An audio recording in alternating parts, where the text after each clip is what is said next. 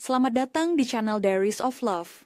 Pastinya channel kami berbagi cerita-cerita yang seru dan inspiratif. Jangan lupa subscribe, like, komen, dan share video ini supaya lebih banyak orang yang bisa menikmati cerita keren dari kami. Silahkan menonton dan sampai jumpa di cerita kami selanjutnya. Dulu, aku hanya seorang istri dan ibu di desa kecilku, di Indonesia. Hidupku sederhana, penuh tawa anak-anak dan kehangatan pelukan suamiku. Tapi, kemiskinan itu nyata, menggerogoti harapan kami perlahan. Setiap malam, aku melihat wajah lelah suamiku dan mata polos anak-anakku yang butuh lebih. Taiwan, bagiku, adalah secercah cahaya. Janji akan masa depan yang lebih baik. Aku tak pernah membayangkan bahwa cahaya itu bisa membutakan, bahkan membakar habis jiwaku. Pagi itu, udara desa terasa dingin menusuk tulang, seolah alam pun ikut merasakan perpisahan yang akan datang. Sebuah firasat pahit yang tak bisa kuusir. Pelukan terakhir suamiku terasa dingin, syarat kekhawatiran yang tak terucap. Namun begitu jelas kurasakan dari getaran tubuhnya. Aku bisa merasakan detak jantungnya yang berpacu kencang, seolah ingin menahanku, mengikatku erat agar tak pergi, agar tak kulepaskan genggaman tangannya. Anakku, dengan mata berkaca-kaca yang memancarkan kepolosan, melambaikan tangan kecilnya, "Mama jangan lama-lama ya, nanti Sasa kangen." Suaranya, seperti pisau tumpul, mengiris hatiku, meninggalkan luka yang perih, yang akan terus berdenyut dalam setiap langkahku. "Mama akan pulang bawa banyak uang, sayang." Bisikku mencoba meyakinkan diri sendiri lebih dari mereka. Sebuah janji yang terasa begitu berat di lidah, hampir tak sanggup kuucapkan. Di bandara, aroma bensin dan keramaian asing mencekikku, seolah menarikku paksa dari duniaku. Dari kehangatan yang selama ini ku kenal. Aku menelan ludah, menahan air mata yang mendesak. Memaksa diri untuk percaya ini demi mereka. Demi masa depan yang lebih cerah.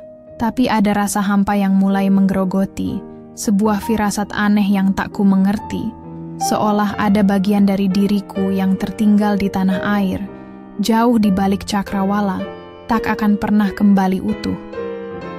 Tiba di Taiwan, segalanya terasa asing, menusuk indera, dan jauh dari bayanganku. Udara lembab yang berbeda, bau pabrik yang menyengat yang menempel di pakaian, dan deru mesin yang tak pernah berhenti. Seolah menjadi soundtrack baru dalam hidupku, sebuah melodi monoton yang menguras semangat. Bahasa Mandarin yang asing terdengar, seperti desisan tak beraturan, membuatku merasa tuli dan terisolasi. Tak ada yang bisa ku mengerti, tak ada yang bisa kuajak bicara dari hati ke hati. Pekerjaanku sebagai buruh pabrik melelahkan. Jam kerja panjang yang tak mengenal waktu, berdiri, berjam-jam hingga kakiku terasa membengkak dan punggungku nyeri tak tertahankan, seolah setiap ototku menjerit. Setiap malam, setelah belasan jam bekerja, tubuhku remuk redam, hanya menyisakan lelah dan keputusasaan yang mendalam. Gaji yang kukirim pulang terasa tak seberapa, tak sebanding dengan pengorbananku, dengan setiap tetes keringat dan air mata yang kutumpahkan. Aku merindukan rumah, masakan sederhana suamiku yang selalu hangat, celotehan riang anak-anak yang dulu memenuhi hari-hariku dengan kebahagiaan. Malam-malam ku lalui dengan menangis dalam diam di ranjang sempit yang dingin, memeluk foto keluarga yang sudah lusuh, berharap bisa kembali ke pelukan hangat mereka, ke kehidupan yang sederhana namun penuh cinta. Kesepian itu, perlahan, mulai menggerogoti jiwaku, menciptakan lubang yang semakin dalam. Tekanan pekerjaan yang tak ada habisnya, rasa lelah yang tak kunjung hilang, dan kesepian yang mencekam membuatku mencari pelarian. Aku mulai memperhatikan teman-teman kerja lain, yang terlihat lebih santai, lebih hidup setelah jam kerja. Mereka yang sudah lebih dulu matang di Taiwan, sering mengajakku ke tempat hiburan. "Ayo, sekali-kali lepas penat, Sari. Jangan jadi udik terus. Goda mereka, mata mereka berbinar penuh rahasia, seolah menyimpan 1000 cerita terlarang yang siap diungkap. Awalnya aku menolak, teringat wajah suamiku yang setia, sumpah setia yang terucap di bawah langit Indonesia yang damai. Tapi bujukan mereka, ditambah rasa ingin tahu yang memuncak, dan kerinduan akan sedikit kebahagiaan, secercah cahaya di tengah kegelapan, akhirnya meruntuhkan dinding pertahananku. Malam pertama di bar, aku masih ingat dengan jelas. Remangnya cahaya lampu disko yang berputar, menyoroti siluet-siluet yang berdansa bebas, tubuh-tubuh yang bergerak tanpa beban, mengundang mata untuk menelusuri setiap lekuk. Dentuman musik yang memekakkan telinga namun entah mengapa terasa membebaskan, mengundang tubuhku untuk ikut bergerak, melepaskan segala ketegangan, seolah ada energi baru yang merasuki. Aroma parfum dan alkohol bercampur menjadi satu, menciptakan suasana yang asing namun memikat, memabukkan indera, membuat kepalaku sedikit pening namun menyenangkan. Sebuah sensasi yang belum pernah kurasakan. Di sana, di tengah keramaian yang memabukkan, aku bertemu orang-orang baru. Pria-pria yang memujiku dengan kata-kata manis yang tak pernah kudengar dari suamiku. Menawariku minuman beralkohol yang terasa asing namun hangat di lidah.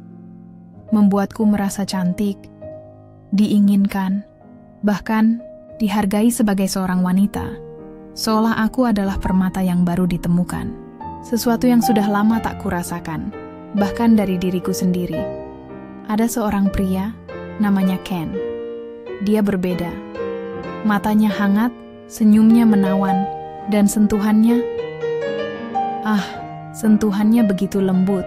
Seolah dia bisa membaca setiap kerinduan di hatiku yang paling dalam, setiap hasrat yang terpendam yang tak pernah kuakui. Dia memperlakukanku seperti seorang ratu, bukan sekadar buruh pabrik yang bau keringat dan lelah. Kamu terlalu indah untuk hidup dalam kesedihan. Bisiknya suatu malam. Suaranya serak, membuat bulu kudukku meremang.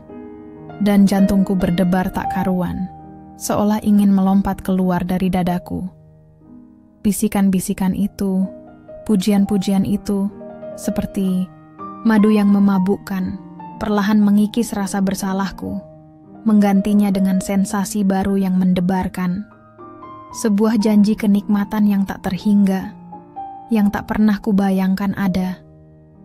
Aku mulai sering menghabiskan waktu dengannya. Dia mengajakku ke tempat-tempat mewah yang tak pernah kubayangkan, restoran dengan hidangan mahal yang asing di lidah, butik-butik yang menjual pakaian desainer yang memamerkan lekuk tubuh. Dia membelikanku pakaian baru yang memeluk erat tubuhku, kain sutra yang meluncur di kulit, membuatku merasa hidup kembali. Seolah aku adalah wanita yang berbeda, yang pantas mendapatkan semua kemewahan ini, semua perhatian ini. Sentuhan tangannya yang lembut di pinggangku saat kami berjalan. Tatapan matanya yang penuh gairah saat kami berdansa di lantai dansa yang ramai. Tubuh kami bergesekan dalam irama musik yang menggoda. Perlahan mengikis dinding kesetiaan yang kubangun mati-matian. Ada sensasi baru yang membakar, kebebasan yang belum pernah kurasakan, sebuah dorongan untuk menjelajahi sisi lain dari diriku yang selama ini tersembunyi, sisi yang haus akan sentuhan dan perhatian. Aku mulai berdandan lebih rapi, memakai make up yang menonjolkan mataku, memakai parfum mahal yang semerbak, menikmati setiap tatapan kagum yang kudapat dari pria-pria lain, setiap bisikan yang mengiringi langkahku, seolah aku adalah pusat dunia. Kehidupan malam Taiwan yang gemerlap, seolah memanggilku untuk tenggelam di dalamnya, melupakan semua beban dan janji di masa lalu, bahkan melupakan siapa diriku yang sebenarnya. Pesan dari rumah mulai terasa seperti beban berat di pundakku, seperti rantai yang mengikat, menarikku kembali ke masa lalu yang ingin kulupakan. Masa lalu yang terasa begitu jauh dan hambar. Suamiku bertanya kapan aku pulang, Suaranya terdengar semakin jauh, semakin putus asa, seolah berasal dari dunia lain yang tak lagi kukenali. Anak-anak merengek rindu melalui panggilan video yang kini jarang kujawab, atau kujawab dengan tergesa-gesa, mencari alasan untuk segera mengakhiri, karena aku tak sanggup lagi mendengar suara mereka. Suara yang dulu sangat kurindukan kini terasa menyakitkan. Aku sudah terbuai dalam dunia baru ini, dalam pelukan Ken. Dia memberiku segalanya yang tak bisa diberikan suamiku.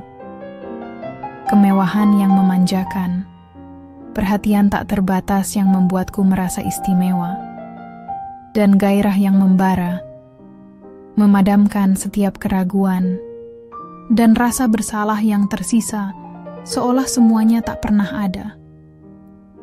Aku merasa seperti terlahir kembali, menjadi wanita yang berbeda, lebih berani, lebih bebas, lebih berani mengambil risiko, bahkan risiko kehilangan segalanya. Aku mulai menghindar secara terang-terangan tanpa rasa sungkan. Panggilan telepon dari rumahku jawab singkat, seringkali dengan nada dingin. Bahkan terkadang kubiarkan saja berdering tanpa kujawab, membiarkan mereka bertanya-tanya. Pesan-pesan tak kubalas atau kubalas dengan alasan yang tak masuk akal, seperti sibuk atau sakit, padahal aku sedang menikmati hidupku, tenggelam dalam euforia. Aku membohongi diri sendiri, mengatakan bahwa ini semua hanya sementara, bahwa aku akan kembali saat sudah puas, saat sudah mengumpulkan cukup uang dan pengalaman. Tapi jauh di lubuk hatiku, aku tahu aku sedang mencampakkan mereka, mengkhianati setiap janji yang pernah kuucapkan, menghancurkan kepercayaan yang telah kubangun.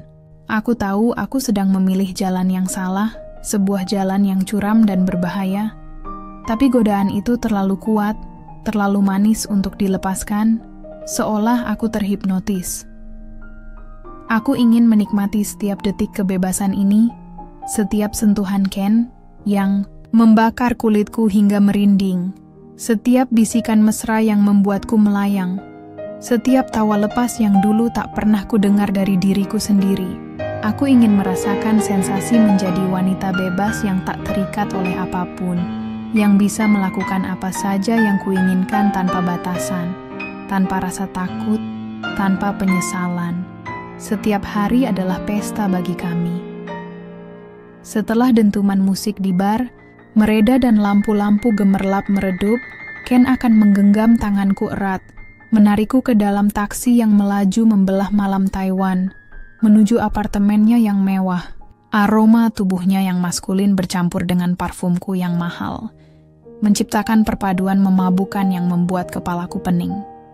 Di dalam apartemennya, di bawah cahaya remang-remang lampu tidur, suasana terasa begitu intim, begitu menggoda, seolah udara itu sendiri bergetar dengan hasrat yang tak tertahankan. Kami tidak lagi hanya berdansa di lantai dansa yang ramai. Di sana, di keheningan yang hanya diisi detak jantung kami yang berpacu, tubuh kami menyatu dalam gairah yang tak terkendali. Sebuah tarian kuno yang baru kutemukan, yang membuatku lupa akan segalanya. Gairah itu meresap ke setiap sudut kehidupan kami, tak mengenal waktu dan tempat. Pagi hari, saat aku sedang membuat sarapan di dapur yang modern, aroma kopi dan roti panggang memenuhi ruangan. Tiba-tiba Ken memelukku dari belakang. Bibirnya menyusuri leherku, ciumannya membakar kulitku, mengirimkan gelombang panas ke seluruh tubuh. Seringkali, wajan dan spatula terlupakan, dan kami akan hanyut dalam momen-momen spontan yang membakar. Di antara aroma masakan yang belum matang, tubuh kami saling menempel, napas berkejaran. Di balkon apartemennya yang menghadap ke kota, di bawah taburan bintang atau cahaya rembulan yang menggoda, kami akan berbagi bisikan mesra, sentuhan yang memabukkan, dan ciuman yang dalam, seolah dunia hanya milik kami berdua, dan kami adalah satu-satunya yang ada. Bahkan di ruang tamu, di sofa empuk, atau di tepi jendela yang menghadap ke keramaian kota, gairah itu bisa menyala kapan saja, tak terduga, tak tertahankan. Setiap sudut ruangan, setiap momen, menjadi saksi bisu dari kebebasan yang baru kutemukan, sebuah kebebasan yang memabukkan, yang membuatku lupa diri. Kulit kami bergesekan, menciptakan percikan api yang membakar, melupakan dinginnya ranjang di asrama pabrik, melupakan semua batasan yang dulu kupegang erat. Malam-malam itu adalah tarian intim yang tak terlukiskan, di mana aku melepaskan semua beban, semua rasa bersalah, dan hanya ada kami berdua, tenggelam dalam kenikmatan yang tak terhingga. Seolah waktu berhenti berputar, aku melupakan siapa diriku yang sebenarnya, melupakan siapa yang menungguku di rumah, melupakan janji-janji yang telah kuucapkan di bawah langit yang berbeda. Aku tenggelam dalam pusaran gairah dan kemewahan, seolah tak ada hari esok, tak ada konsekuensi, hanya ada kami berdua dan dunia yang baru ini, dunia yang terasa begitu nyata dan memuaskan, bahkan membuatku ketagihan, menginginkan lebih dan lebih lagi setiap harinya. Aku tahu ini salah, tapi sensasi ini terlalu kuat untuk kutolak, terlalu memikat untuk dilepaskan. Aku menyerah sepenuhnya pada arus kenikmatan yang Ken tawarkan, membiarkan diriku hanyut dalam setiap sentuhannya, setiap pandangannya yang membakar, setiap bisikan yang merayu, setiap janji yang tak terucap, seolah aku terlahir hanya untuk merasakan ini. Dunia yang kubangun bersama Ken terasa begitu sempurna, begitu memabukkan, seolah aku hidup dalam mimpi yang tak ingin kuakhiri. Setiap hari adalah petualangan baru, setiap malam adalah gairah yang tak terlukiskan, sebuah tarian intim yang tak pernah berakhir, yang selalu membuatku haus akan lebih. Aku merasa di puncak segalanya, memiliki segalanya yang kuinginkan, bahkan lebih dari yang pernah kubayangkan. Sampai suatu pagi, mual itu datang. Awalnya kupikir hanya masuk angin, atau kelelahan akibat gaya hidupku yang baru, pesta-pesta yang tak ada habisnya. Tapi mual itu tak kunjung hilang, justru semakin sering, semakin intens, membuat perutku bergejolak. Lalu pusing yang tak tertahankan, tubuh terasa lemas, dan nafsu makan yang berubah drastis. Tiba-tiba aku membenci makanan yang dulu kusuka. Sebuah firasat buruk mulai merayapi hatiku, dingin dan menusuk, seperti jarum es. Aku mencoba mengabaikannya, menepisnya jauh-jauh, tapi kecurigaan itu terus menghantuiku. Seperti bayangan gelap yang tak bisa kusingkirkan, semakin membesar. Dengan tangan gemetar, jantung berdebar kencang hingga terasa di telinga, aku membeli alat tes kehamilan di apotek, tersembunyi, berusaha menyembunyikan wajahku dari tatapan orang lain.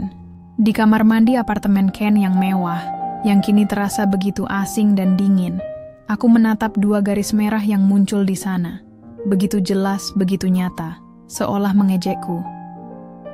Dunia seolah berhenti berputar, waktu membeku, napas tertahan di tenggorokan.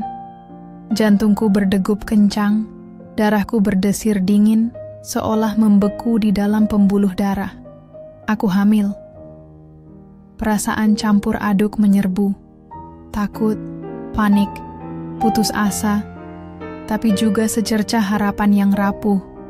Sebuah harapan akan keluarga baru, kehidupan baru.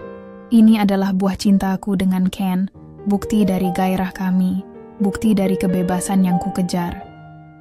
Aku yakin dia akan senang, dia akan bertanggung jawab, kami akan membangun keluarga baru di sini, di Taiwan. Aku memberitahu Ken, penuh harap dia akan menyambutnya dengan senyum dan pelukan hangat, seperti yang selalu dia berikan setelah malam-malam penuh gairah. Tapi senyumnya memudar, matanya yang dulu hangat kini berubah dingin, seolah aku adalah orang asing yang tak dikenalnya, seolah aku adalah beban yang tak diinginkan. Ini bukan rencanaku, katanya. Suaranya datar, tanpa emosi, menusuk jantungku, lebih dalam dari pisau. Kamu tahu aku tidak mau terikat. Ini kesalahanmu, bukan aku. Urus saja sendiri. Dia mulai menjauh, menghilang perlahan dari hidupku, seperti bayangan di malam hari yang ditelan kegelapan, tak meninggalkan jejak, tak ada kabar. Panggilan teleponku tak dijawab, pesanku tak dibalas. Seolah aku tak pernah ada dalam hidupnya, seolah semua gairah itu tak pernah terjadi. Aku mencoba mencarinya, mendatangi tempat-tempat biasa kami bertemu, memohon, berlutut, mengemis. Tapi dia tak peduli, tak ada simpati sedikit pun, hanya tatapan jijik. Aku ditinggalkan, sendirian, dengan janin yang tumbuh di rahimku, di negeri asing ini, tanpa siapa-siapa, tanpa arah.